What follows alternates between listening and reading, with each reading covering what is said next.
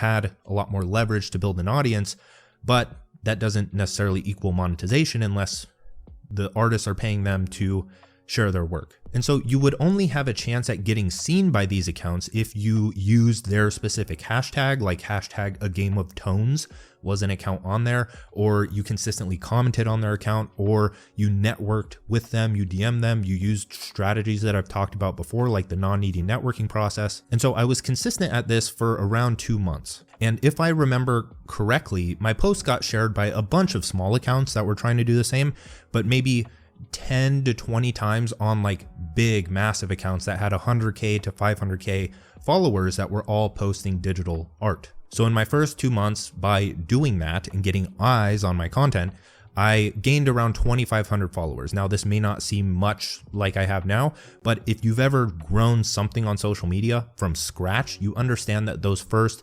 however many followers are the hardest. You don't have any social proof, you don't have any authority, you don't have any content built up, and people just don't like to follow people that have a low follower count. It's a heavy grind that you have to overcome with certain strategies. When you go and look at a person with 100 followers, even if it's the best content in the world, you're gonna be like, oh, he probably hasn't been doing this long enough. Maybe that was a one-off post. He only has 100. There's no like validation there.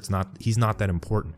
But when you see someone with 100,000, they could post something terrible and then they go to their profile and they're like, oh, this guy has 100,000 followers. He must be important. And then they follow without even questioning it. So at this point in my journey at 2,500 followers, I burnt out and quit because it took so long to create daily Photoshop composites and I just didn't really have a vision for the account. And I didn't know marketing and sales. I didn't know how to create a product.